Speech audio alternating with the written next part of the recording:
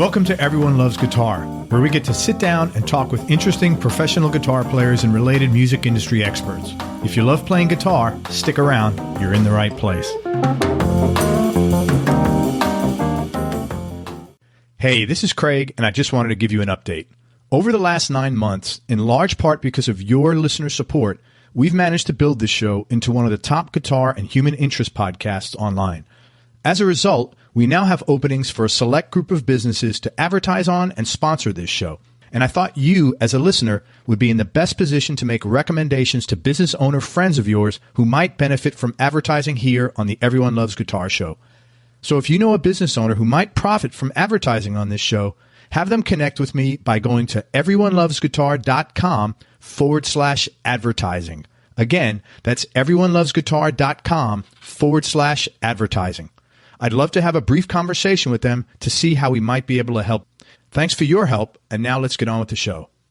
All right. Hey, everybody, this is Craig Garber from Everyone Loves Guitar, and in my pursuit of interviewing every cool guitar player in New York, we got one of the best. We're with Jeff McErlain.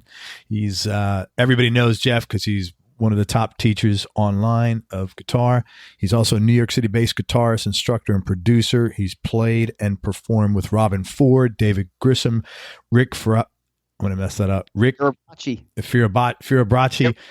Yeah, Will Lee, Omar Hakim, and others. He's one of the most widely recognized guitar teachers online. Like I said, he's a top-selling TrueFire instructor with over 20 instructional courses. He's taught at the National Guitar Workshop, Crown Guitar Festival, Bath International Guitar Festival, Ruby Mountain Guitar Festival, and he partners with Robben Ford in Robben's Traveling Guitar Dojo every single year.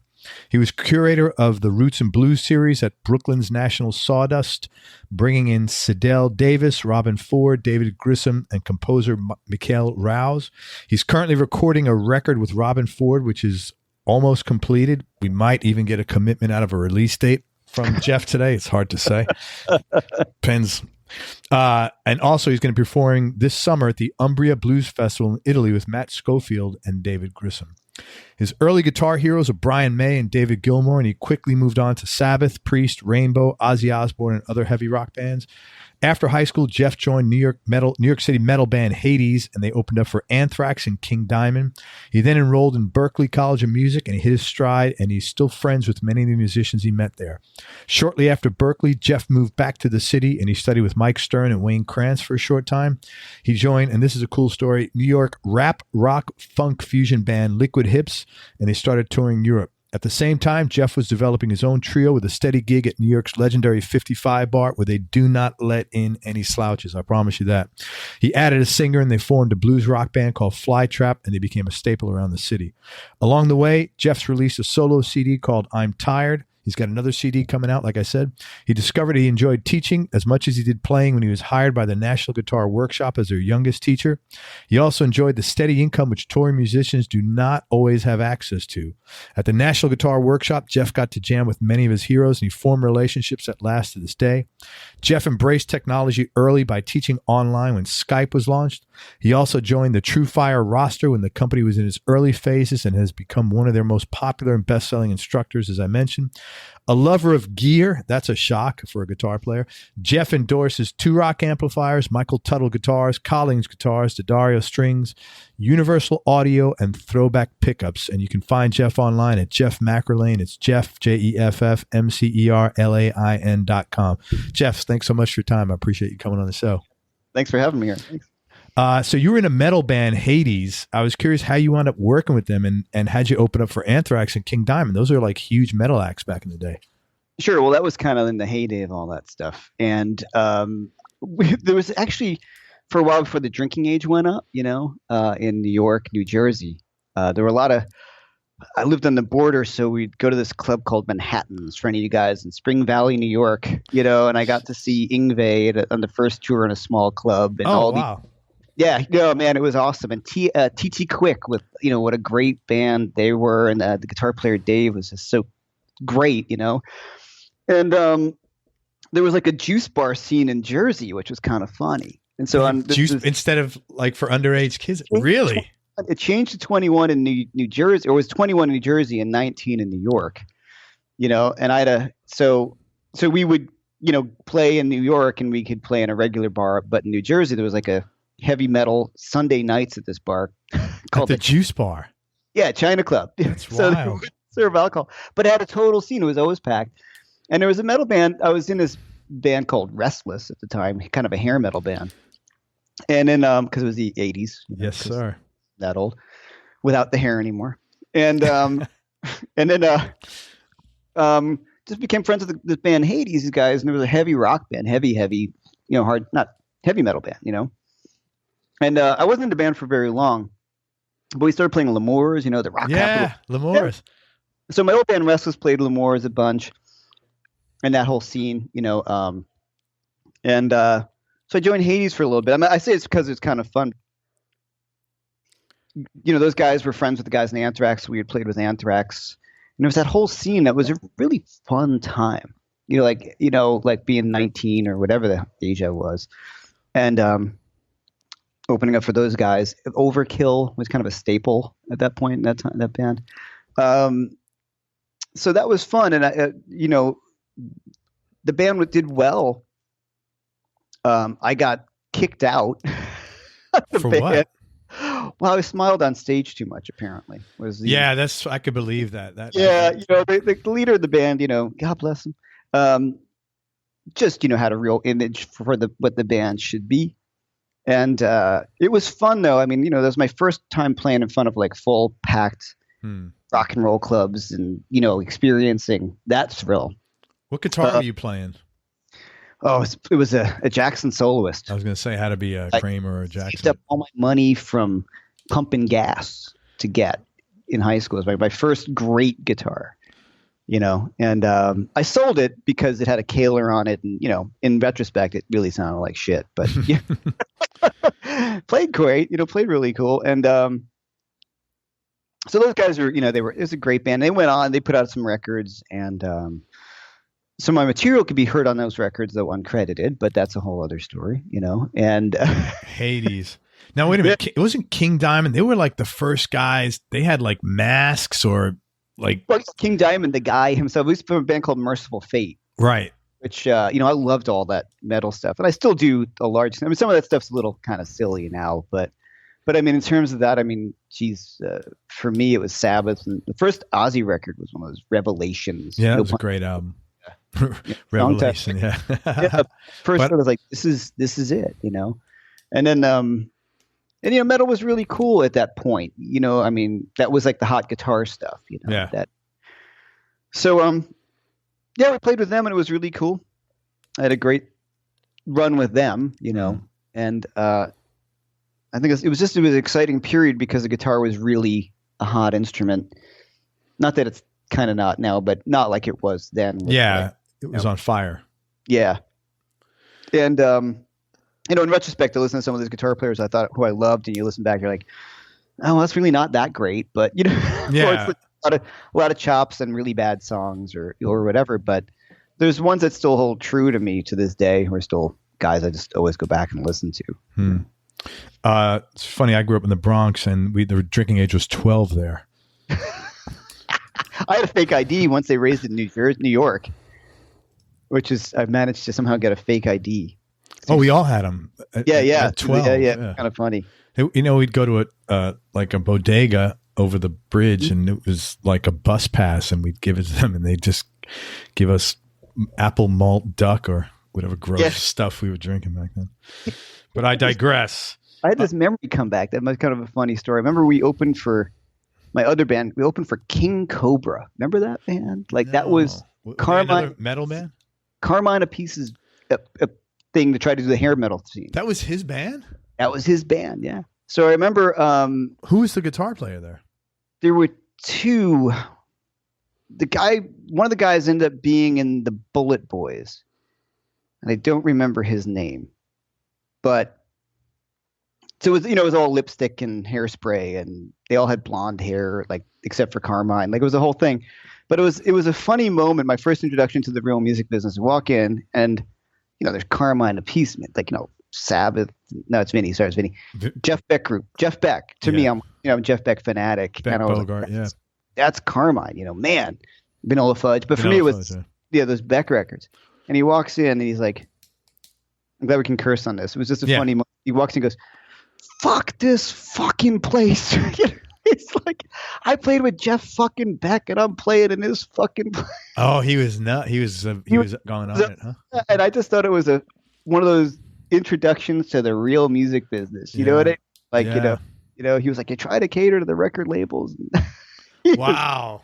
Yeah, he was pissed. And it was, I don't know if it's a kind of a great story to share, but I thought it was funny. Hey, nobody put a gun to his head. Yeah, but it was one of those funny things when you look at it, I was like, my first inkling of like, oh, right, you know what I mean? Perception versus reality, you know what I mean? Okay, yeah. So you were suddenly thrust into, maybe it's not all it's cracked up to be. Sort of, Yeah. Those gigs and you met the guys who were in the older bands, and you're like, oh, Yeah. Yeah, so it was kind of a funny side story, but no, I could see that being an eye-opening thing. Like, I could see it actually being kind of scary, to be honest with you, as a young person thinking like, I'm going to be a rock star or I'm going to do this. And then you're like, oh, maybe not. Yeah, absolutely. That was one of the, right. It's a good point. So you're thinking like, well, Carmine, I mean, he must be living the big life or something like that. And then you meet him and he's just pissed, you know what I mean? And he's, a little bitter, and then I was like, oh yeah, right.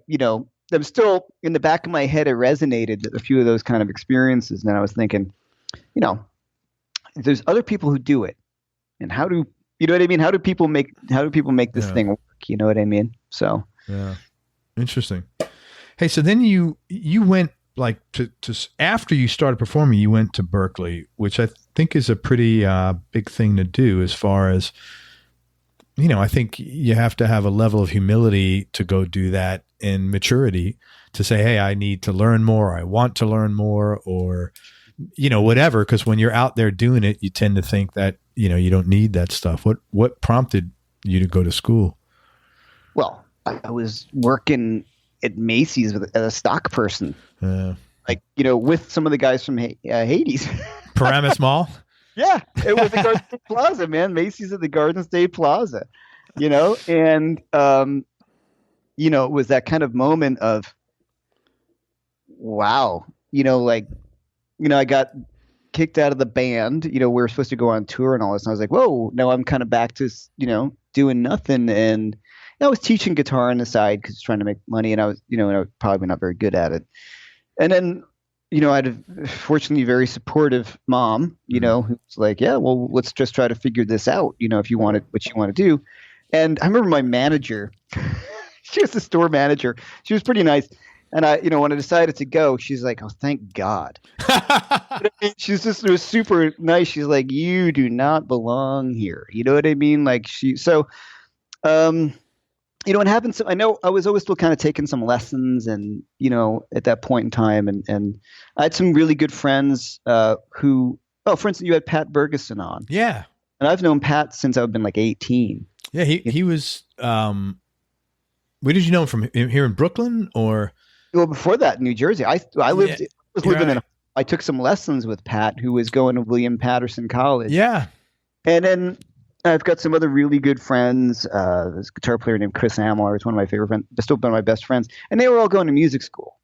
And I was like, that sounds really cool. Because I was, I had much more interest than rock and roll. You know what I mean? I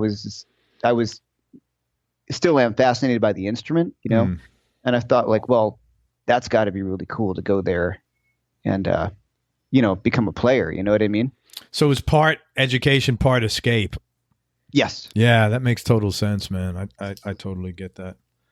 But, it turned out to be the greatest thing for me. I mean, I really just started, you met all these great players. And like I said, people I'm still friends with today, who was a real bedrock for the rest of my career. Like, friends from college. Still. Do you, was your playing, so I apologize. I didn't mean to cut you off there. Is there anything? No, I was kind of losing the track there for myself. It's all good. Yeah. It's what happens when two old people get together. Was your playing, did you notice an improvement in your playing, or like musically, did you get something out of that? Like if you did a before versus after snapshot?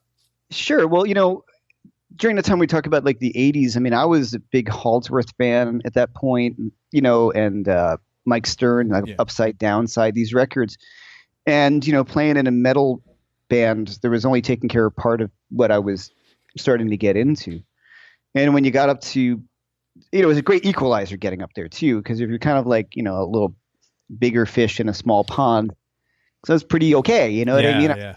And then you go up there and you go, oh man. When you're good at school with Kurt Rosenwinkel, you start to go, whoa. You know what I like? There's this, some of these amazing guitar players. Yeah. And then also you realize like where you kind of sit if you're humble enough to look around and go, okay, well, I feel like I'm kind of, I don't say better than that guy, but you know what I mean? Like Yeah. you start to think where you see where you sit and then you go, well, I got a really long way to go, and it was great. It's just music all the time. That to me was, I said, okay, I need to be able to do this the rest of my life, Do they teach you But, like business stuff up there? Yeah, there was a few different degrees when I was going, and they might be different now. I don't know. There's professional music, and then there was a music degree. Professional music, you would basically take all the courses, but you wouldn't take any academics.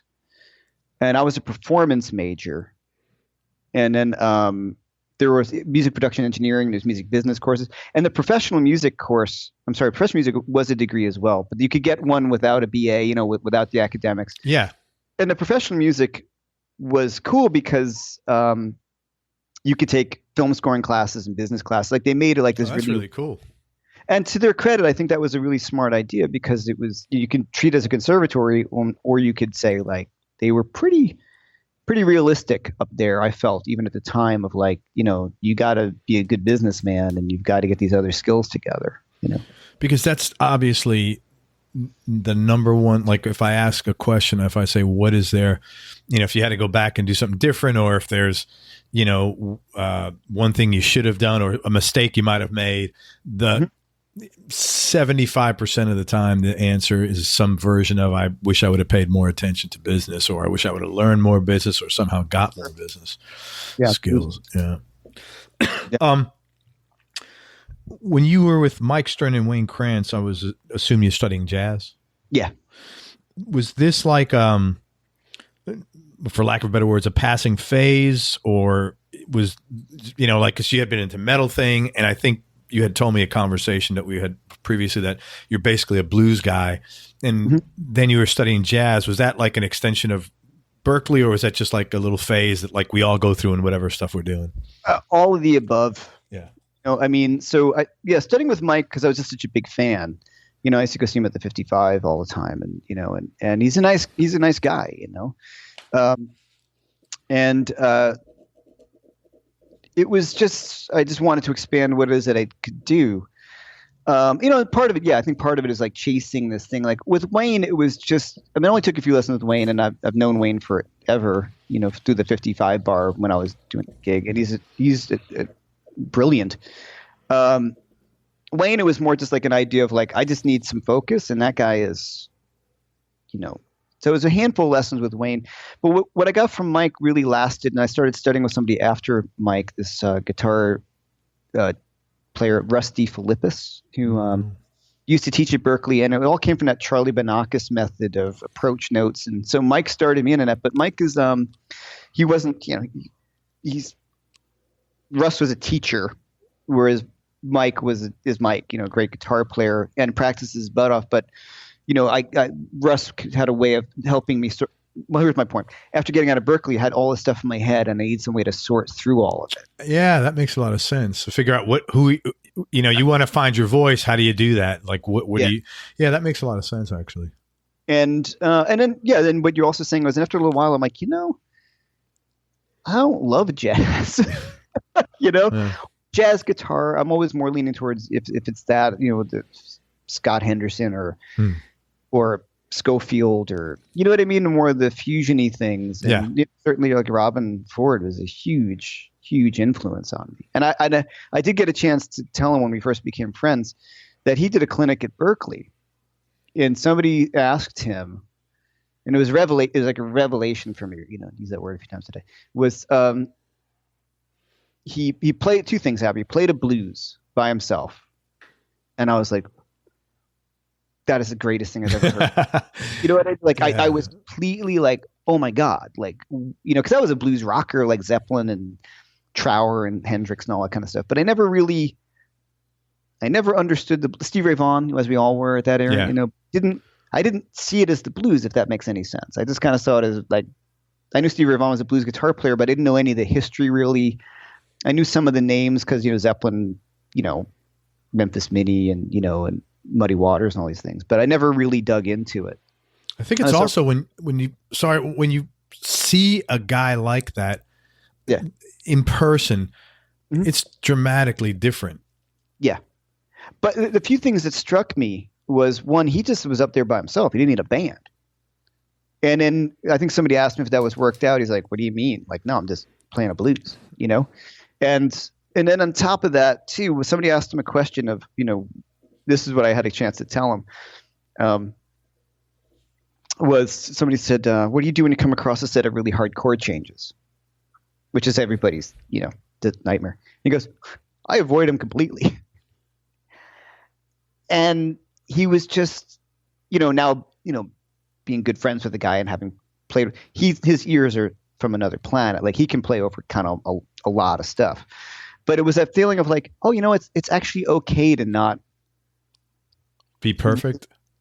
Or really, really learning how to play over countdown or, you know, giant steps. Just don't love it. You know what I mean? Like, I mean, I wish I could do it. I'm not saying I'm competitive as an ex-guitar player. Like, I wish I could burn over that stuff, but it didn't move me in the same way as, you know, if you're talking about as Clapton with Cream does. Even to this day, like, I can listen to Coltrane. I went through all those, I don't want to say phases. That sounds really, for me, it was a phase of getting into guys and really digging and go, wow, it's amazing. And really, the guys from Liquid Hips who were older than me at the time, still are, really introduced me some really cool stuff, like that downtown avant New York funk rock thing that was going on. And these guys were all part of a band called Defunct that did really well in Europe. And it was just this kind of funk fusion thing. So I learned a lot and grew up really fast, you know, after that, because you're playing with these pretty heavyweight cats. And I was kind of, at the time, slowly realizing that how much I had to learn, you know. So, but from hearing someone's like, you know, Robin at the college say, you know, yeah, you know, just, it's okay not want to play over those tunes. Well, no, I think that brings up a good point about guitar being for a non-professional guitar player, you know, for a hobbyist especially, or whatever you're doing as a hobby. You're doing a hobby for fun. Yeah. You know, to put, you know, like, I don't sit and practice scales because I have a very limited time. I've got a very good ear, and I'm not saying it's right or wrong from an educational standpoint, but I play my guitar for fun, and I fucking hate sitting there practicing scales. Why would I? I mean, it's not like I'm looking to get a grade in this. Yeah. Well, I tell it to students too, you know, I should be doing this. I'm like, well, it depends. If you want to go to music school and you're studying with me, then yes, we need to do A, B, C, and D. Yeah. If you're a hobbyist and you're just doing this for fun and you're like, you got another job and you're, you know, into the blues, and just have fun. Yeah. Like, and let's make this as fun as you can. And yeah, you know, I mean, I dug playing scales. I was all, you know, being a big Yngwie Malmsteen fan and seeing him when I was no, he's not that much older than me, but seeing him when I was younger, he was opening for Alcatraz, and it was just like the greatest thing. He was opening for Ted in Alcatraz. And it was just the greatest thing I'd ever seen in my life. Like, especially at that age when he was completely on fire, completely. I met him afterwards, and he was a total jerk. But was he really? Oh yeah, he was a total jerk. This was up in Spring Valley, really? Yeah, it was even before that. This was at like Poughkeepsie. In Poughkeepsie. God, you went far and wide to see shows. Poughkeepsie is not like a 15-minute ride. Yeah, well, I was living in North Jersey at that time, so it wasn't too bad. But you know, Alcatraz, you know, I went to go see Yngwie. I was a big fan of his, you know, through Mike Varney and the Paid, you know, like all that. And so I had his demo, like, you know, I was nuts with this shit. You know, whatever. I mean, he was just, you know, I was me and my friend were like, "Can we have your autograph?" He's like, "No." Just like that? Like, no? I was like 19. And I'm like, okay. And then, of course, Ted comes out and he's like, "Yay, what's up, man?" Like, like gave me a hug, like gave us, you know what I mean? Like just the, whatever you think of Ted, he was at that moment, he was the coolest guy in the world. Well, Yngwie set the bar pretty low at that point too. But Ted, I remember Ted came out from backstage and there was a rent-a-car and he walked over the whole car to talk to us. Like, he's like, That's, I interview, Dave Amato? Yeah, why do I know? He's been with REO Speedwagon for like 28 years, but he played with Ted for 2 or 3 years. He was his lead singer, and he supported him in rhythm guitar. He said he goes, "Look, I don't care what anybody says about him." He goes, "I've slept at his house. I've seen him with his family. He's a wonderful dad. He's a caring husband, and he always treated me amazingly. He took care of us. He gave me a lot of respect. I don't know what it is. People don't like his political views, but I could tell you, he's a very nice person, and he's a hardworking guy with a good work ethic and a good family guy." So, I mean, the political stuff aside, I mean, my only experience with him was he was totally cool. Yeah. He gave attention. Everybody was there. And like I said with Yngwie at this point, I'd met him a few other times later, and I just laughed at it then because, well, that's who he is, and I'm not gonna get. How can I get upset about that? I mean. But look, I mean, Yngwie, in my book, and I had this discussion with some of my friends, it's like, if you really want to talk about the pantheon of rock guitar, it is like, in my world, it's Hendrix, Van Halen, Yngwie. Yngwie, if you're listening, you owe Jeff a hug. I'm sorry. I mean, in the terms of like guys who changed stuff, I mean, I love Jeff Beck, like my favorite rock guitar player probably. But for me, like Yngwie had this huge, the guy's got tone, he's got feel. I mean, look, the songs, at this point, but the impact that he had, I think, is huge. Yeah. Well, if it moved you, it doesn't matter what the songs or anything else. You dug it, end of conversation. You don't have to account to anybody, man. Yeah, sure. Liquid Hips. You opened up for Public Enemy and Ice-T in Germany. Yeah. And P-Funk, yeah. And P-Funk. And you have some pretty good stories about that experience. I was hoping you can share one. Sure. Well, we were touring in Europe, and we toured there a lot, actually. We did, one of those things where you had a pretty good thing going on there for a while. And it was a funny thing. Like, we were playing in, I think it was Freiburg, Germany. I think I remember that for some reason. Well, because it's a funny story. And we were kind of in the 90s, is that rap rock thing. We had some of that element, but we got pretty out there. We did long jams and just kind of get real Milesy or Garta fusiony, like out. You know what I mean? It was a ton of fun. And we were playing, and we knew Public Enemy and Ice-T were going to be there. And in Germany, that would be a lot of crossover audience to us. You know what I mean? Like, at that time too. So, we thought, like, nobody's going to be at our gig. It's a small enough town, city. So we get to the gig and there's nobody there, and we're like, oh, like crap. Nobody's there, literally. Like nobody's there. Like, I mean, at the club, we were obviously there for sound check. We got there early, but nobody's at the club. And then the club would, and the love I love about Europe, rides up on his bicycle. Nice. And says, can we have a discussion? We're like, all right, well, we're just canceled. And they said, excuse me, would you mind if Public Enemy and Ice-T share the bill with you? Because they didn't sell enough tickets at that point for this bigger room. And we're like, yeah, sure, why not? Thinking, like, what are you going to do? Say, yeah, we do, No, but we were like, hell yeah. It was just a funny moment of like, yeah, sure. We'll allow that. Yeah. A full sold out show at that point, because they were going to cross honor the tickets. And they said, well, then we actually sold fairly well. We did okay. You know what I mean? But this just made it sold out immediately. Right. And, then they said, would you like, since it's your show, would you like to open for them, or would you like to have them open for you? So, of course, we said, no, we're happy to open for them. Yeah. So it was fun. And I guess it's like my real, for people who in the non-guitar world where most of my creds are, in the guitar world where my creds are. But when you say to someone like, yeah, well, I actually physically played on stage with Public Enemy and Ice-T for like an hour and a half. Like they just invited us on stage to do like a whole free form thing, and so it's pretty funny, really surrealistic being on stage with Flava Flav. What was some funny things?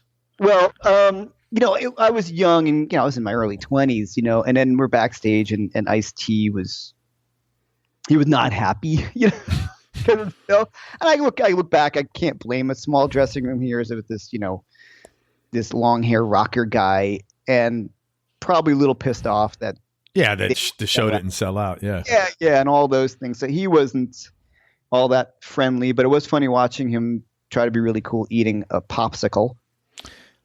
Okay. Which is a funny moment, And then Flavor Flav was cool, and Chuck D was totally cool. And that guy, I still, to me, he has the best rap voice ever. He's got more power and authority than anybody to me.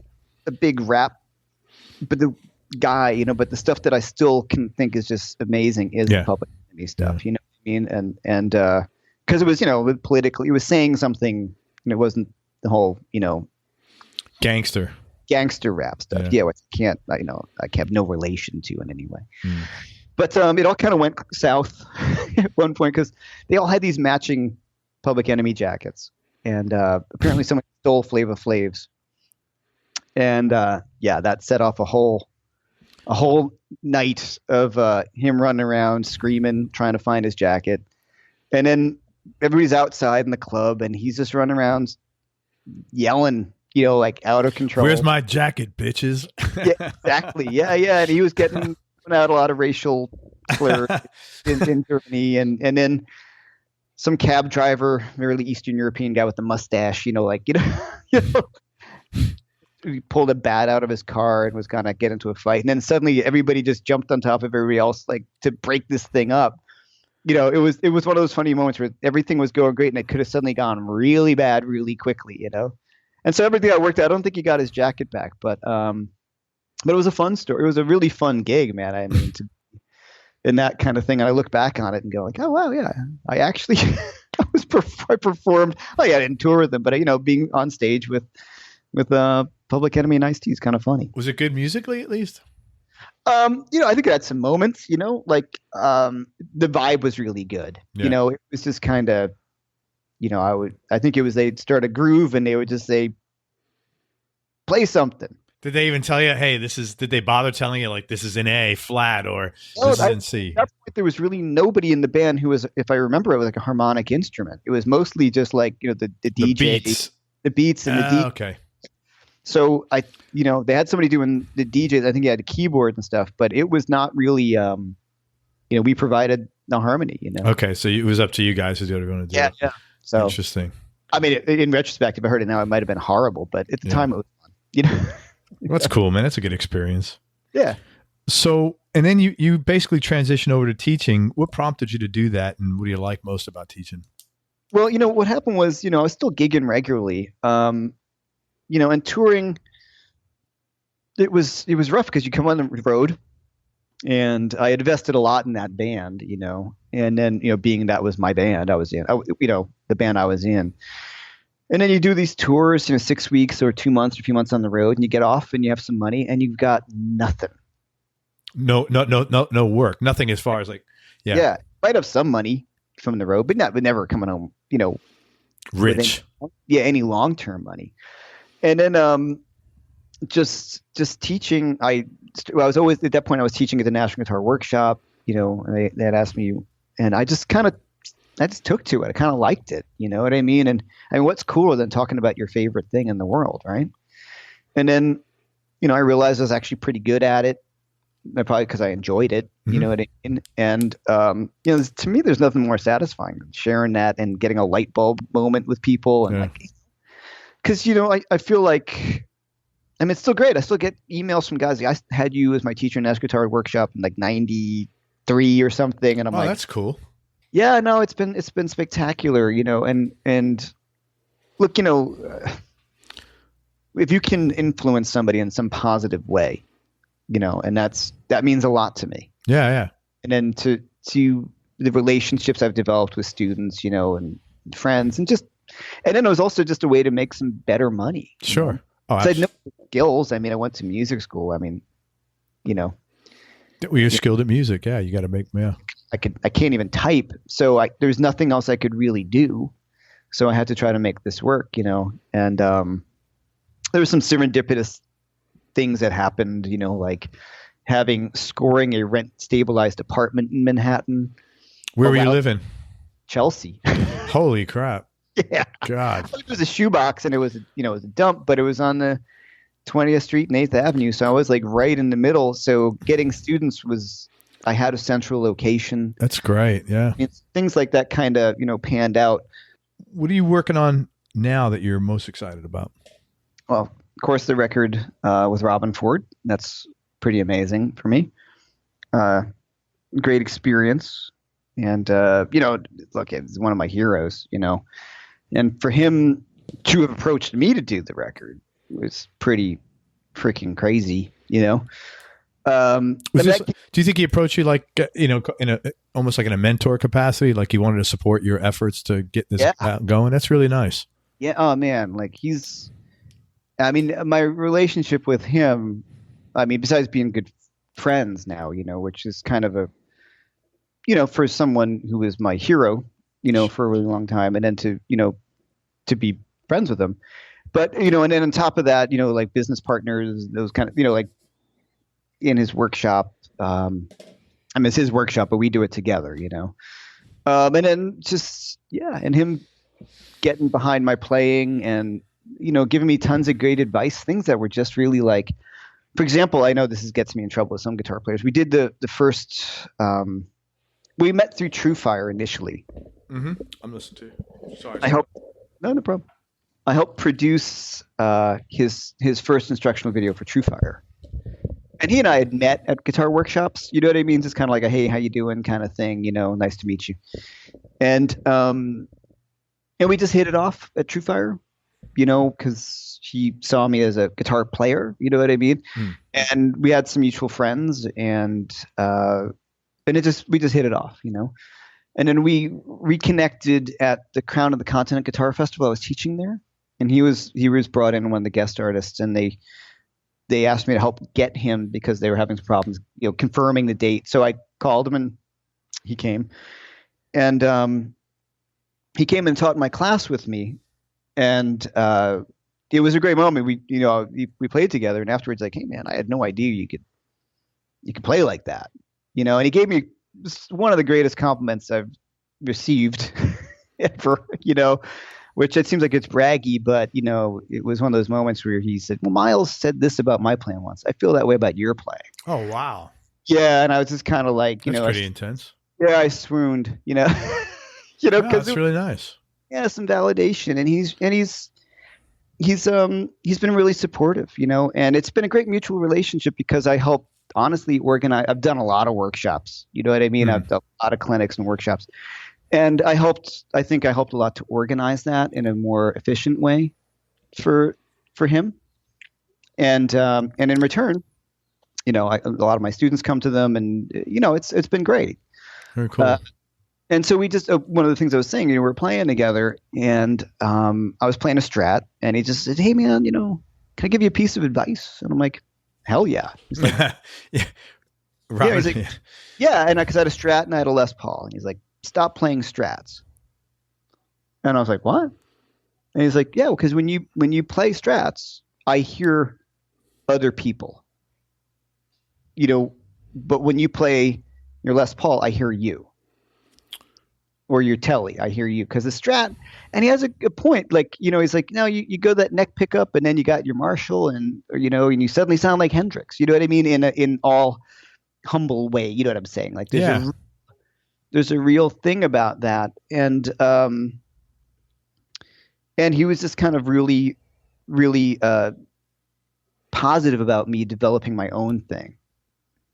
You know what I mean? And so I took it to heart because, it's some pretty strong advice from someone who I have the utmost respect for, And I think he's right in my particular case. Strat players, I don't mean it in that way, but I just found the things I would use the bar for, all that Jeff Beck influence, I've tried to like rework all those things without the bar. Right. I think that's kind of developed a thing that I hope is somewhat unique, in a field that's hard to be unique in. You know what I mean? Yeah, for sure, man. but he likes my playing, and then so that's all so in terms of, and for him to say to me, like, yeah, maybe we should do a record together. And I'm like, what? So, and the record, he's producing it, and he's starting to work with some other people. But the cool thing about the record is it's my record, under my name with featuring him, but he wrote half the songs and he plays on all the songs with me. So it's kind of a duo record in many senses, and yeah, I mean, it's been great, so I'm definitely looking for that to come out, and we talked about doing some gigs once it comes out, maybe in Nashville, not necessarily touring with it, because, he's got his thing, and that's his, how he makes his living. So I understand, but, a few gigs here and there, maybe we'll gig in New York, some gigs in Nashville where he's living now. And when is it? I'm going to ask you the most difficult question of all. When do you think it'll be coming out? I hope it's going to be out. Well, at this point, but hopefully by the end of the summer, I hope. Well, that's not bad. Yeah. It's me. I'm being a little, OCD about the whole thing, It's all recorded. It's all recorded pretty much, yeah, except for a few punches on my part that I want to just, it's like, he takes a solo and I got to take a solo. Yeah. You know what I mean? So, Sure. But I've learned a lot too, and I've also learned that to let go more. What happened in the studio is what happened in the studio, and you just leave it, and that's it. You know what I mean? I think that's an important lesson because it's easy to fall into the other category of micromanaging.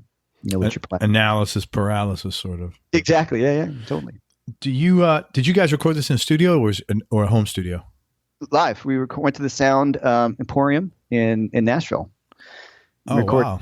Days live, and it's Anton Nesbitt on bass and of course Terrence Clark on drums. Excuse me. Okay. And so it's great, and it was engineered. And we did some overdubs at this guy Casey Wasner. Yeah, I know Casey. I interviewed him. Yeah, Casey's a great guy. So Casey, nice young kid. Yeah, playing with rhythm with Robin now. And Casey's got a little studio in Leapers Fork, Tennessee. He's got a really nice studio in his house. He does. That's where we did some of the overdubs and things like that. So it's been fun. It's great, and seeing those guys a few days ago here in New York and sitting in with Robin that night was fun too. Where were they playing? They played City Winery, and then I sat on with them out in Long Island. Is that downtown or is that in Brooklyn, City Winery? Soho, downtown. Yeah, cool. Yeah. So you grew up in Jersey, right? I did. Yeah. What was your childhood like? Oh, okay. I mean, I had a good childhood. I guess, I guess my dad died when I was very young. Oh, I'm sorry. I didn't know that. Thanks. That's and tough. so, I think those things will form everything you do afterwards. So my mom raised 3 kids, and I don't know how she did it, but she did it. It's tough. Yeah. So, always supportive of the music, and so that was great. You know what I mean? Because she just kind of figured, well, that's the only thing he really wants to do. So I have 2 choices that I can go here. You know what I mean? You can make it. Yeah. He's going to do it anyway. I might as well support it. Yeah, I can have a really rebellious kid, and he can go off to the rails maybe, or I can support it, and that she did. So it's great. Are you the only one that got into music, or did any of the other siblings get into? No, I have a brother and sister, and my brother, he played in bands, and he plays a little guitar here and there, but he's he's immensely talented, but he just never pursued it. Even like to this day, like when he'll pick up a guitar around me, he'll play something, I'm like, you son of a. So because he's got natural talent where. Yeah. I think he's got perfect pitch. I don't think he knows it, but. Wow, that's pretty cool. Yeah, it comes really easily, and my sister not so much, but, although she's awesome, and I was, first time I heard Peter Frampton was coming from her bedroom, so that was kind of, instrumental. Where did that come from? The music? Did like either of your parents musicians or? My mom came from a musical family. My uncle, my grandfather plays accordion. Well, he played accordion in bands in Scotland. My parents are from Scotland, so wow. And a lot of my relatives still live there. Like I was introduced to David Bowie's music when I was like 10 by my aunt. You know what I mean? With Ziggy Stardust, I'm like, this is really cool. So that's my love of David Bowie started back then too. So my grandfather was a musician on the side when he wasn't working in the coal mines, because talk about a rough life, right? That's what they did in that's what he was doing in Scotland. During World War II, my grandfather worked in the coal mines. Wow. Yeah. I think it's cool when, like, my wife's from the UK. I always think I like talking to people from other countries, because it's like they're going to have totally different upbringing than me, even if it's the same upbringing, you know, like, you know, on the measuring scale of whatever that is, but because they were living on the other side of the world. Yeah. Yeah. Sure. That's really cool. Different. Do you ever go to Scotland? Yeah, it's been a while since I've been, but yeah, sure. I've gone back. As kids, we went back a lot because my mom, you know, would take us back home to see her parents. And a few times I worked in my uncle's farm. He's a sheep farmer. That's shocking. Yeah. And that was the greatest experience of my life, you know, man, working on a sheep farm as a kid and for a whole summer. Work, man. And total. But you know, I learned a lot from that guy. Angus is his name, actually. Also shocking. Angus Bailey is a shout out to Angus Bailey. You know, that kind of thing of like, you know, just get off your ass and do it, because nobody's going to do it for you, kind of thing. And it really was a good point in my life not having a dad around, you know, a male. Yeah. You know, so it was cool. And then, you know, working on a farm, how cool is that? You know? Well, you probably had to learn that lesson because your dad passed away. I mean, there was nobody. It was like, you know, your mom's not going to, like, she's probably had her hands full with 3 kids trying to make a living or whatever she was doing. Well, basically what happened was, like, in 8th grade, I came home like stoned and drunk. And next thing I knew, I was on a plane to Scotland to work on a farm. Oh, that's good therapy, man. Yeah, no, it's fix this problem, little Jeff. Fix this problem, nip this problem right in the bud. Yeah, and it worked. That's great. You know? Yeah, really. I wish I would have had to send my play. I wish I had a Scotland to send my kid when he came stoned and drunk. He would have been on the plane in a heartbeat, man. Yeah. But it was great. It was a great experience, you know. And I think it really influenced my music too. In what There's a song called Highlands, which is about that. Yeah. Okay. Now I get it. Because when I heard that, I was like, it's Scottish. I wonder. Yeah. There's a weird feeling when I go back there. I feel like I'm home, which is totally bizarre feeling of I totally get that. Yeah, stark beauty of the Highlands and things like that. Ugh, man. Well, you know what, too? When you, at least for me, when I feel most relaxed is when I have no responsibility. Oh, yeah. Right? I mean, you know, it's like raising kids, man. And so, like, you probably think of, oh, I was a little kid here. Everybody was taking care of me. I didn't have rent to pay. I didn't have bills to pay. And it's like, I didn't have a kid to raise. So that totally makes sense, man. Yeah. Oh, yeah. It's just completely, you know, and there's a beauty to it, you know, which, I don't know if I want to live there. I mean, the weather's horrible, you know? Yeah. Physical beauty in nature. Yeah. Yeah. So, but it was a great experience, you know, and I said, like, I love the music. I'm like a sucker for bagpipes and all those sorts of things. And we used to go to the Tattoo, which is at, you know, in Edinburgh Castle. And so castles, all those kind of things like that. So it was really, really big influence on me. Very cool, man. Yeah. You know, everybody pays tuition in our careers. And I was curious if in looking back, you know, if you'd be kind enough to share a mistake or two you might have made and what the lesson you learned from it. I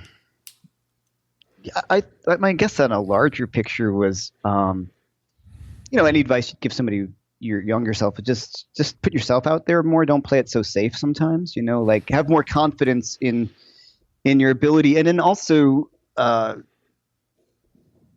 you know, trying to find my own voice much earlier, I think would have been cool. Maybe I'm being a little hard on myself. I don't know, but you know what I'm saying? It was that kind of, I think, you know, and I mean this most humbly. I remember doing a gig at the 55 bar and some guy was like, "Oh man, you're great. You sound exactly like Jeff Beck." And whether I did or not, I don't know. I'm not saying I sound like just Jeff. Say thank you. That's a pretty good compliment. Thank you. And then, you know, it was that moment of, wow, that's a great, oh shit. You know what I mean? Like, you know, I don't want to sound like him. No. Okay. Yeah. You want it to be you. There's one Jeff Beck and there's nobody better at Jeff Beck than Jeff Beck or Steve Ray Vaughan or Gilmore or Hendrix and all these things. So, and I don't mean that like I sounded like him. It was a guy who was trying, you know, and so I wish I had kind of come to that conclusion that Jeff Beck didn't try to sound like other people at some point. You know what I mean? Like that really finding your own thing and having just, you know, I think, just being, more courageous about stuff, I think, which I have been a lot more now. You know what Good. I mean? I just nothing's kind of stopping me now. Good. In a lot of ways, Age has that effect on you because you certainly realize at a certain point in time, man, I got less time left than I have had. So I got to make hay while the sun's shining here. And, I don't have time to dick around. Yeah, sure. So that just that kind of thing of like, I would just say that, some of the younger musicians or bands that I've worked with, and to see that some of the get and go, I had that for the teaching, but I was kind of afraid of it for the performing, and I'm still kind of paying that price a little bit. You know what I mean? And that's okay because I'm getting back to performing, now that, I was, when the teaching thing started rolling, and the True Fire stuff started kind of moving, like it was like, oh, wow. It was the first time I could breathe. If that makes sense. Yeah, man, and that's important, Yeah. It's like, you got a family to support. Yeah, and I could make my own record. You know what I mean? There's things like that, when there's just, and even just I could pay my rent. Yeah, that's important, man. That's important because I'm paraphrasing Charles Dickens. Is like happiness is when your bills are $20 a month and you make 21. Yeah. Misery is when you make 19. Yeah. You know what I mean? And that thing, man. So my point, I guess what I'm trying to say is, in retrospect, just be a little bit more, take more chances or more risks, I mean, becoming a musician's a risk anyway. And you're really, it's a leap of faith, of course, for sure. But at some point, I just wish I had a little more focus in, that's what if that's a good tuition answer. No, it is. But I look at you. Sometimes you just like you said you had tons of initiative with teaching. Yeah. And it's done really well. Sure. Maybe. And I just look at things like this, like, cause there's things I've done that haven't worked and things I've done that have worked. And I'm like, maybe that was just how that's meant to be. And I gotta, the rest of the story hasn't played out yet. Well, look, I mean, I'm not it all. I don't hope it doesn't sound like I'm embarrassed, but I know, I play. The guitar is how I make my living. Yeah. So wow, right? Yeah. How many people? Not many people get to say that. That's what I'm saying. Yeah. And then yeah, and then knowing some other people's financial realities. Not that I'm living large, but you know what I'm saying, like touring guys. Yeah. It's always up and down or feast and famine and things like that. That's just a hard way to live, especially when you're 50. Yeah. And as you got a family, like you said. So well, I think it's good. So, but I think it's good advice in general, but, thank you. No, what's your go-to guitar right now, man? Talk about gear for a few minutes. Oh, okay. So the fun stuff. Yeah. Michael Tuttle is a good friend of mine. He makes these great guitars. And where's he out of? He's out of Southern California, like Santa Clarita, that like right around there. And I've just known Michael for years. I met him through Steve Blucher at DiMarzio. Steve's a good friend of mine, and he just makes custom, guitars in the Fender sort of style, Tellys and Strats, and he makes set necks, his set neck stuff. But he made me like this super lightweight tuxedo telly, like a black with white binding, and it weighs like under 7 pounds. And that's nice. It's just, when you get a guitar, you're like, oh yeah, this is the one, Yeah. So I've been really digging that, especially like running around New York City with a guitar. The lighter the better. Yeah. It seems like the older I get, the heavier they get too. Yeah. Even computers get heavy. Little MacBooks are suddenly heavy. And I think part of it is that can be age. I think also part of it is when you're older, you're like, I don't want to deal with this shit. Yeah, it's inconvenience. Yeah. Convenience. Yeah. He makes spectacularly great stuff. I mean, it's just flawless. And what I love about Michael's guitars is that they're modern, but they still feel they straddle like a real vintage feeling thing with the modern appointments. You know what I mean? Like, so they feel kind of sterile to me, like some of the other, I'm not going to name any companies, but you know what I mean? Like the ones that are more too refined in a certain way, if that makes sense, So yeah, I really like his stuff, and it's nice when you're friends with him and you can talk about what you want and work through it. And if he doesn't like, if they didn't like this one, he's like, well, just send it back. I'll put a different neck on it. You know what I mean? Like, Yeah. so we figured this stuff out. And you prefer the Tele models? Well, just because I'm stepping away from Strats, but I mean, I have my first guitar from him was his rosewood neck Strat, and it's really one of the best Strats I've ever played. And any of my friends play it too, like, wow, this one's killer, and it's really great. Sounds warm and old, still, it's still like my guitar. Like if you say, okay, there's a desert island, what are you going to bring? I'd probably take that one, The Strat. Yeah. The old one. Well, it's not old, but you know what I mean? My first one, and it's just brilliantly great. It's just a great guitar. And so do you ever play humbuckers at all now? Oh yeah, a lot actually. Yeah. Les Pauls. I'm a big Les Paul fan. I didn't grow up playing, I grew up playing, Jacksons, and I switched over to Stratocasters. And then, of late, I love Les Pauls, and my main one was formerly Robin's guitar, actually. Oh, that's pretty cool. Yeah. There's a video of he and I in Carter vintage guitars, and there's two gold tops, like two old ones, and he bought both, one of them. So, as he was searching for some vintage Les Pauls and things, and when we were recording, he had this one, and it's like a 58 reissue, but a nice one. And I was playing, I'm like, oh, this is really great, And he's like, yeah, I think I'm just going to sell it. I got to try to, put out a lot of money in some vintage guitars, I got to thin the herd. Yeah. And I said, well, all right. And I played it, and I'm like, I think I'll take it, and then we worked out a nice price. And it's a great, I know I can't see this in the internet, but there's this great huge dent on it from a microphone that Casey Wasner dropped on it. Shout out to Casey Wasner. Casey the other night, he goes, hey, I had the guitar. He goes, if you want, at any point, I'm happy to drop a microphone on that. Yeah, there you go. Is that an ebony fretboard or a rosewood? I couldn't see it. Just a regular rosewood. It's a really nice one. You picked out a good one. Those are pretty thick, the necks, correct? Yeah, that one's got a pretty thick neck on that one. And he did some crazy stuff. He had the neck sanded down a little bit, but it's not too much. And he had it refretted, and it was just good to go. I changed out the pickups to something a little, and then after I changed them out, he was like, he played it, and he was like, wait a minute. What'd you put in there? Throwbacks. What by? Throwback is the company. Throwback. Are they like PAFs? Yeah. These are the Peter Greens, who's another. Yeah, there's a lot of companies. I just got off. I had another interview today with a guy who's in Ireland, and he got some basically PAFs from an Irish Declan something. Yeah, I don't know the name, but there's a lot of companies making really good PAFs now. The Throwback guy actually owns the machines that Gibson had. He has the original machines. Oh, that's pretty cool. Yeah, and he's really that's a big selling. Yeah, and and then when you talk to him, because at first I thought maybe a little bit of snake oil. You talk to him, and you're like, "No, this guy's completely passionate about it." And then when I got to say the pickups, I was like, "Whoa!" It really matched as close as I've heard to PAFs, the clarity in them. So I'm a real sucker for those pickups now. There's a company called Ox 4, and they're out of England, I think, and they make like a Peter Green set. They make they're all PAFs, but they make a Dickie Betts, a Peter Green, and a Freddie King set. Although Freddie King set, I'm assuming, should be in a hollow body, not a Les Paul. But I mean, sometimes you just become.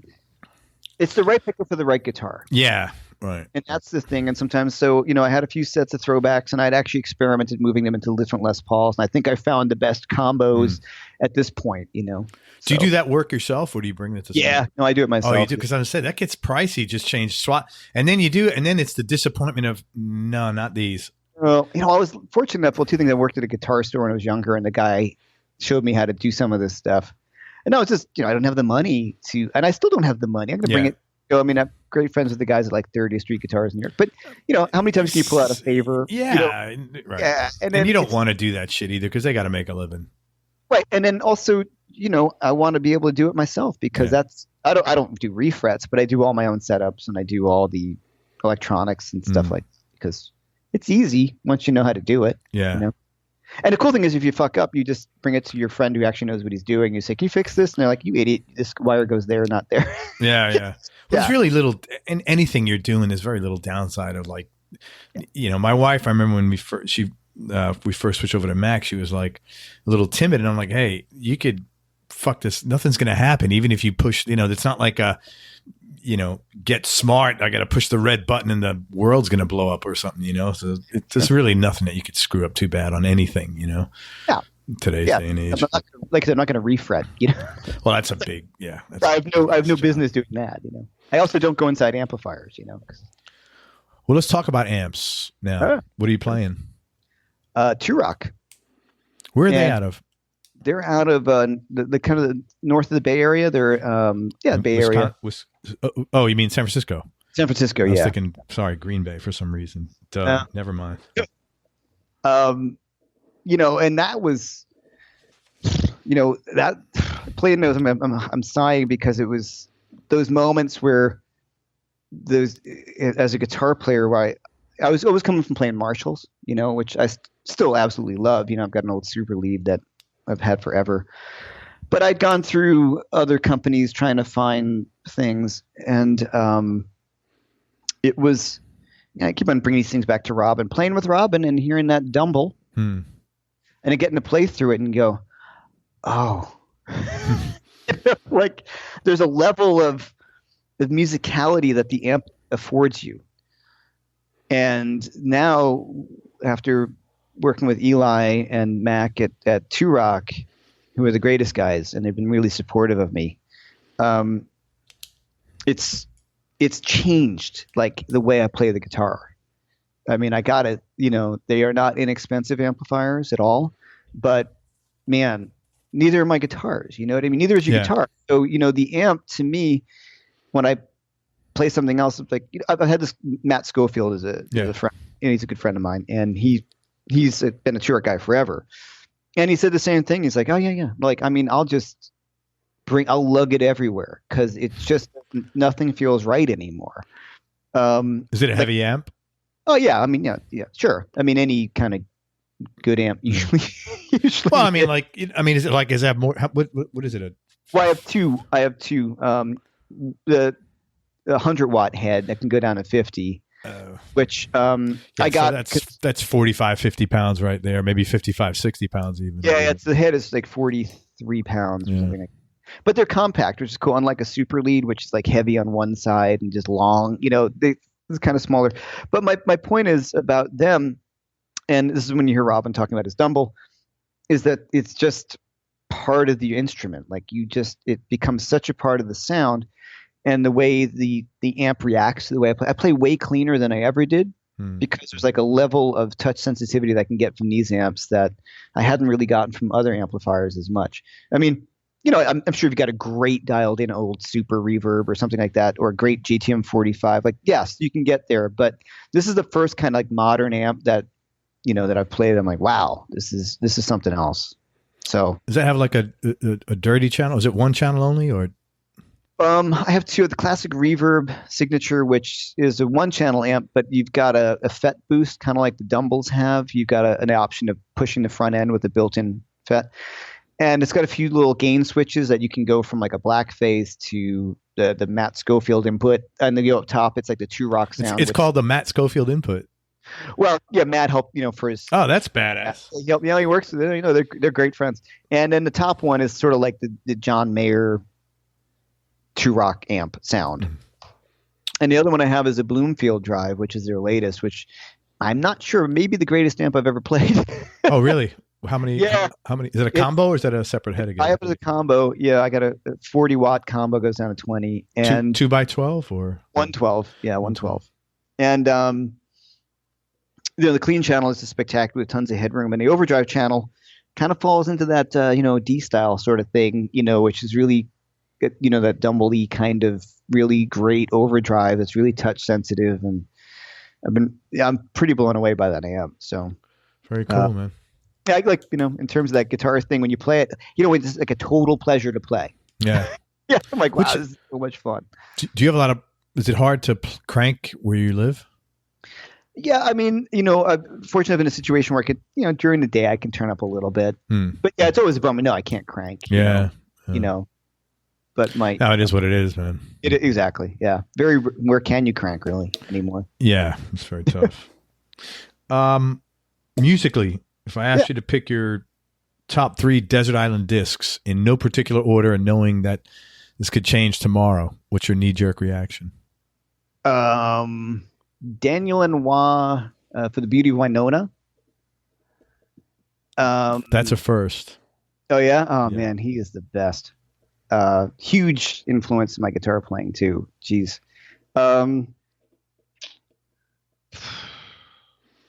Metal by Pink Floyd. Really? That's interesting. It's between Animals or Metal. Well, Metal's got, what do you call it on there, man? Echoes. That's like one of the greatest songs ever written. And today... yeah, man, just today. My head would... can I choose 4, maybe? 2 things are popping into my head. But you only have a minute to do so. Okay. For the next I would say either the Bach cello suites, if you're on an island, or Tom Waits' Rain Dogs. I don't know. Okay. It's like about eclectic. That's pretty impressive there. Cool. Yeah, I haven't heard Metal as a choice either. I love that record. I love it. Yeah, I'm Floyd. They're my number 1 band. So, you're in Brooklyn. It was just so great. I've seen a bunch of times. Roger Waters, but that last tour was spectacucer. Yeah. Oh, the Roger Waters tour, huh? Yeah. The Us and Them tour was great. Yeah, that's great, man. I'm actually interviewing. This is really weird. I was driving around the road a few weeks ago, going to the gym someplace, and I said, "Man, I wonder if I should I feel like I should interview a singer." And the next day, a buddy of mine calls me and goes, "Hey, Craig, you got to interview my friend Robbie." Robbie. I'm sorry, Robbie. I can't think of your name. He's the lead singer for Roger Waters' tour. Oh, wow. Yeah, so I'm having him on the show soon. It was interesting. Yeah, I don't know. The universe just listened, I guess, or whatever. Right. But, sure. Yeah, so I'm going to ask him some questions about that tour. That had to be pretty. I wouldn't imagine. There's not many tours that have that size. Yeah. You know, the size of the scope of the tour like that had to be massive, you know. Who can still do that? You know what I mean? Like U2, Springsteen. Not a lot. Yeah, like, a handful of people can do that. I got to look up Robbie's name. I'm sorry. Robbie Wyckoff. Sorry. I just felt embarrassed. Shout out to Robbie Wyckoff.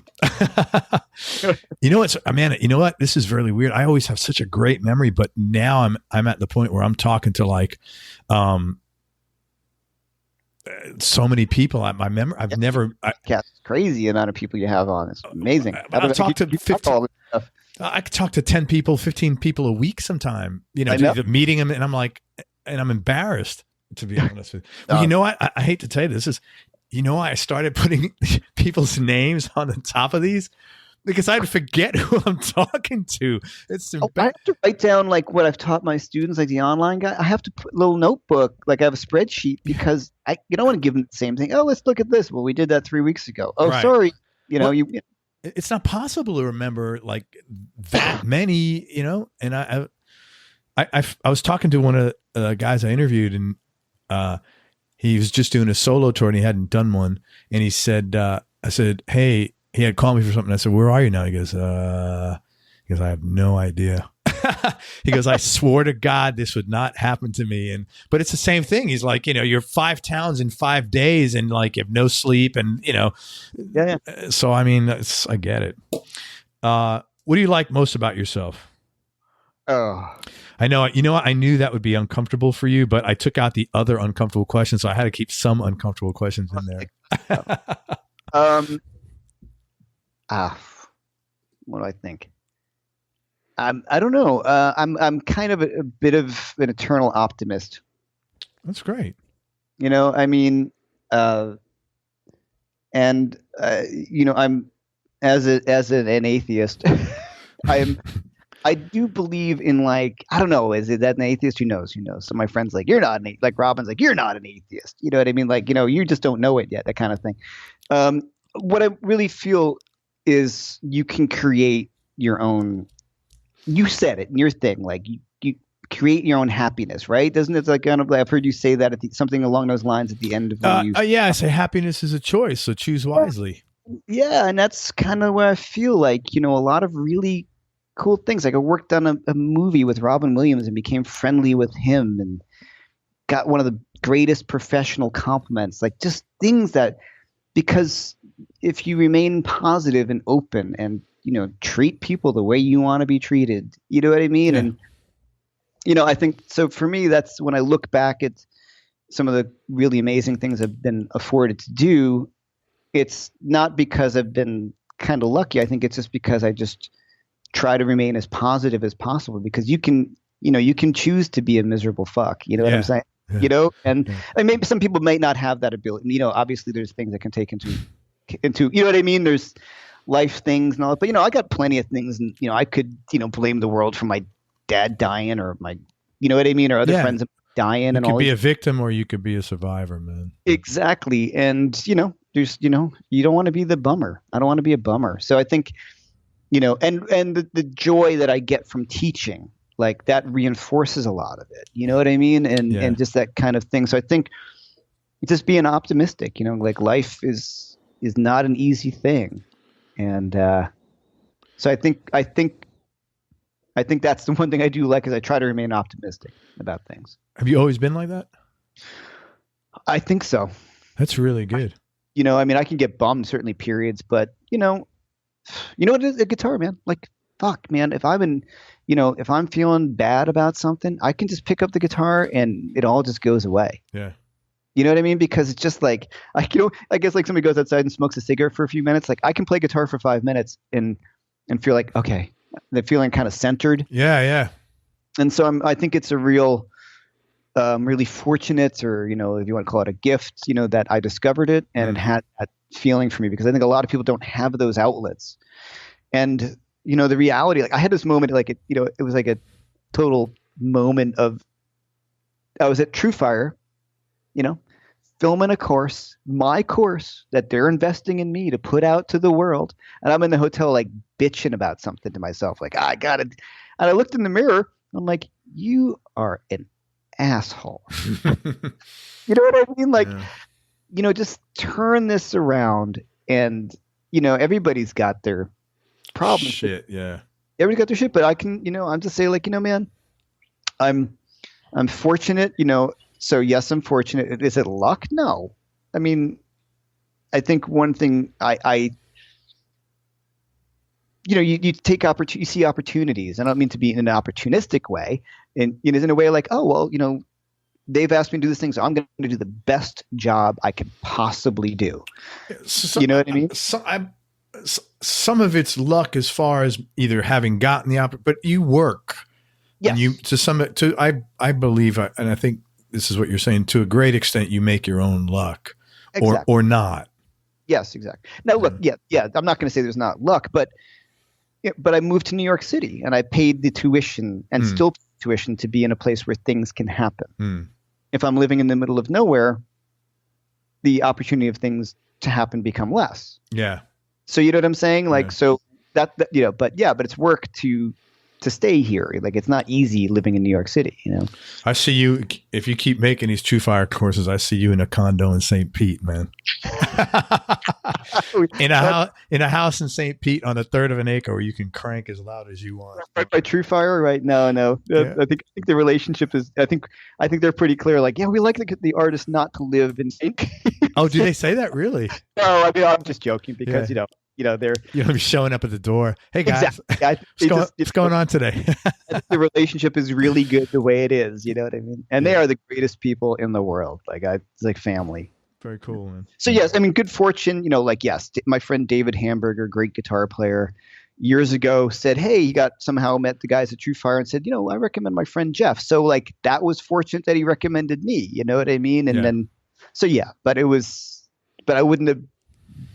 you wouldn't be asked back if you came down unprepared. Yeah, you wouldn't be back for 20 times if you. Right, exactly. Yeah, that's not like a mistake. Right, sure. Yeah. Flip side, if you could change one thing about yourself, what would it be?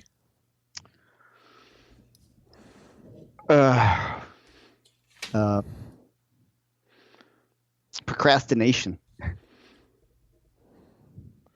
Do you procrastinate on other people's stuff? No, probably just your own, right? Yeah. That's a common thing for any like entrepreneur, to be honest with you. I think you got to be disciplined, and If you didn't become a professional musician, what do you think you would have been? Another hard question. Macy's clerk. Yeah. I mean, they're calling you back. I don't know. That's a really good question. I don't know. I think, I'm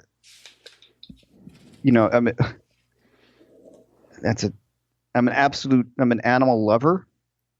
You know what I mean? Like, yeah, you got a couple of 2 or 3 dogs, right? 3 dogs and a cat, all of them.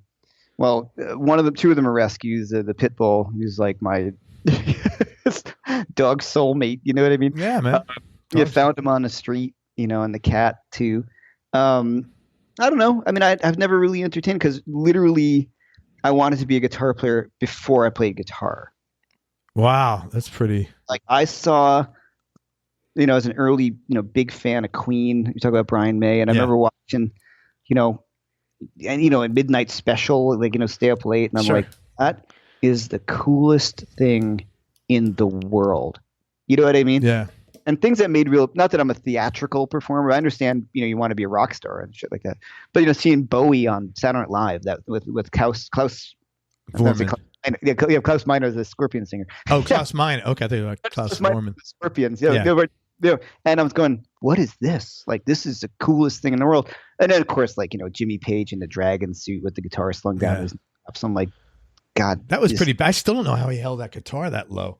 I don't know. But it's so awesome. And you look at Hendrix, and he wears his guitar really high, and it can get away with the Strat kind of high. Like a Les Paul, you wear it high. It's just, I battle with that just completely out of vanity of like how low I can wear my Les Paul and actually still play it. Yeah. Well, don't answer. It's fair that's a great answer. Oh, okay. Favorite New York City food, man? Oof. God, it's such a great city for food. Oh, yeah. First thing about to hit is falafel. Oh, interesting. You know what I mean? Like, it's just one of those, it's a great street food. Like Mamoon's is still there, and it just, since 1970, whatever. And it's just always, you know what I mean? Like the sign, and it's always kind of dirty and always awesome. And, Interesting. I don't know. That's just the first thing that popped into my head was. No, that's good. Yeah, I'm a pizza guy. And then. Well, the pizza too, but the falafel to me, like, it's really hard to find that in anywhere else, like maybe except in Israel. I was going to say, except in the Middle East, yeah. Like, I got a good friend of mine, like the joys of teaching. One of my good friends who was a student, who's a friend, was like a captain in the Israeli military. Now he's a history teacher, teaches American history in Israel. Like, it's the coolest. One of the joys of teaching for me, as much as teaching, is the people who I meet. Yeah, of course. I've met these people I would never have met and done things, and you know what I mean? Like, and so I took him out to falafel. He's like, dude, you have no idea. Oh, yeah. He's like, this is an amateur place, right? Yeah. That's totally. funny. You want falafel? I'll show you falafel. Exactly. Yeah. Hey, do you have any hobbies or interests outside of music? I'm kind of astronomy. Really? Yeah, I'm a real kind of cosmology nut. Following, I guess, Brian May's footsteps, right? But I don't know if I'm going to get my doctorate in astronomy. Astronomy? He has a doctorate in astronomy? Yeah. He's got it from like Cambridge or something crazy like that. Yeah. Do you have the thing to watch? Is it a periscope to watch the stars? No, there's no stars in New York, so it's absolutely impossible. There's no stars here. Like 3. I mean, seriously, there's no why pollution? Really, the light pollution. So when I taught in Montana, I was like, oh my God, like the Milky Way, and that was being in Scotland too, in those rural farms. I was like, oh my, yeah.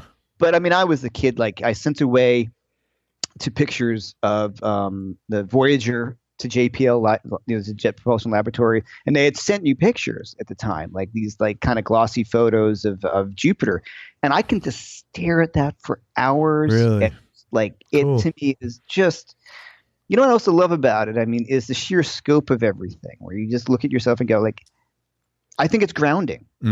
Yeah, how insignificant we are compared to. Yeah. Cares, like, I'm worried about this or that. Yeah, there's things that you got to worry about. And you're like, something. Yeah. Like, all this is going on out there, and I just love I just love it. Yeah. That's cool, man. Yeah. When the first thing I thought of when you said they were sending those pictures, I was thinking that was back in the day before the Wares sites, you know, like they didn't have to worry about their pictures be all over the internet, you know? Yeah. Well, yeah, and they'd send them in an envelope. I remember it came and I was like, wow, you know, so. Yeah, I remember getting stuff like that. Yeah. Hey, I'm going to ask you 2 more questions, and thank you so much for everything. Oh, thank you. Can you talk about a specific experience that either changed your life or altered the way you think about things?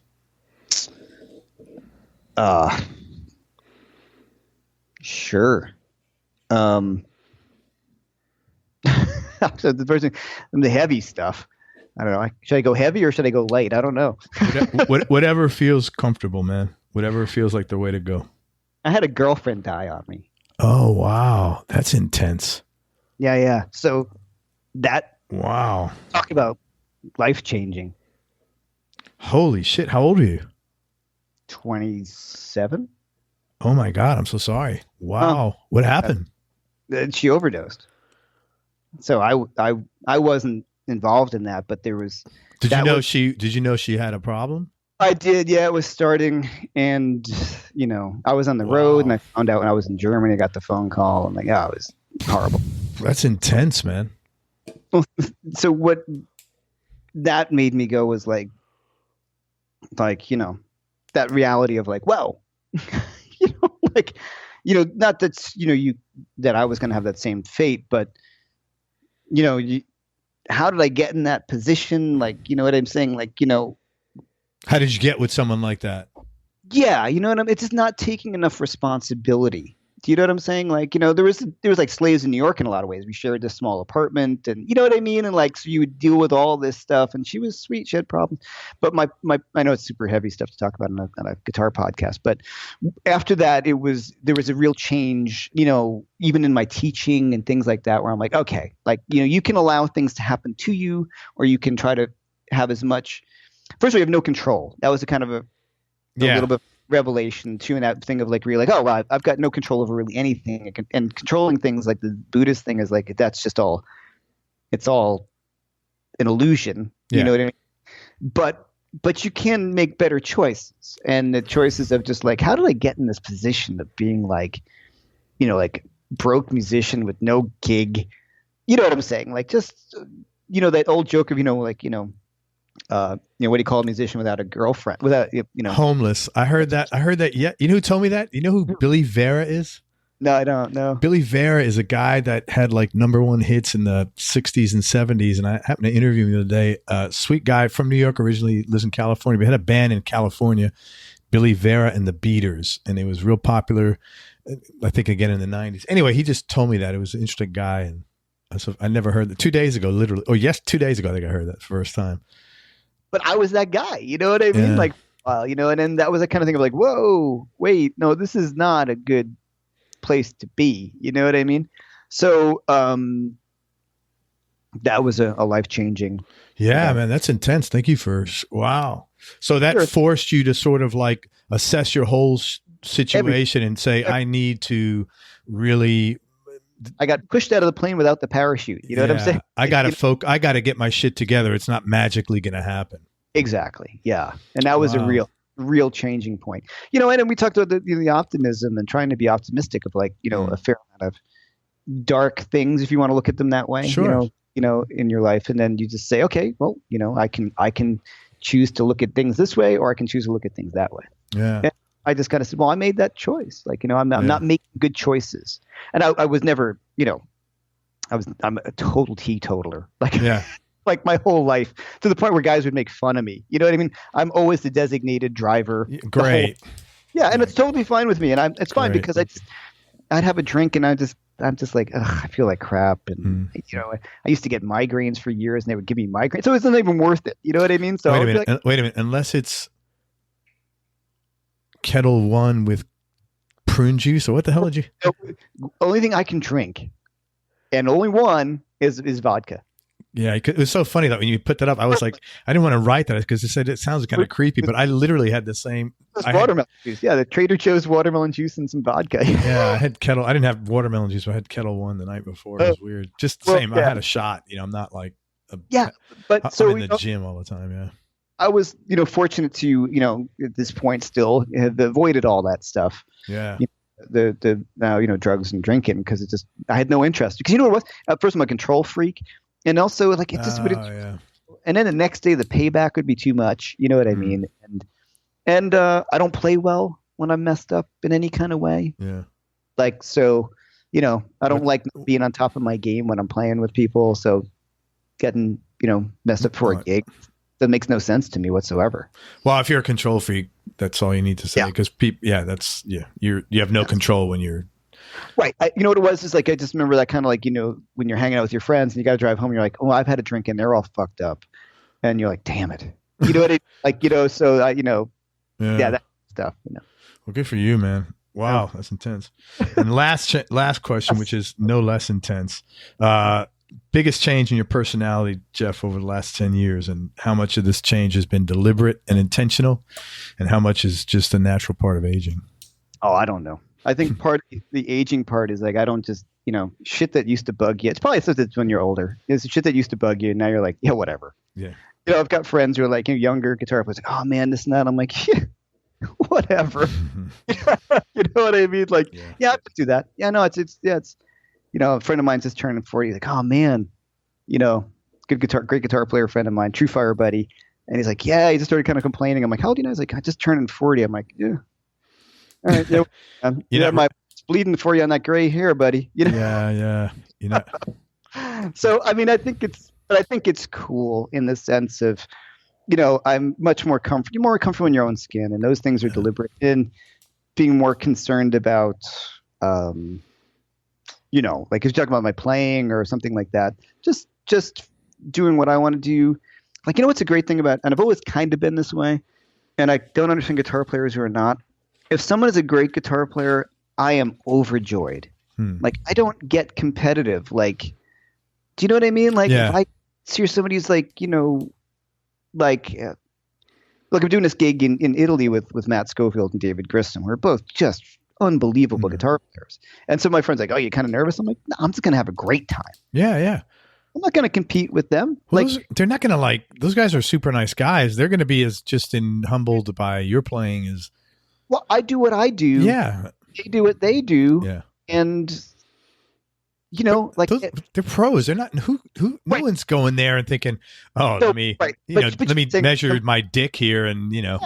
But some guys will think about those things. And one of the joys of kind of, I think of that age thing of just like, and also that feeling of like, there's plenty of, there's enough for everybody. Yeah. Do you know what I mean? That kind of feeling of like, just, you create, if you're just the guy, if someone's a jerk, then a person's a jerk, but there's room for everybody in the boat. You know what I'm saying? For sure, man. 100%. No, it's total. There is no, when I was younger, I used to think,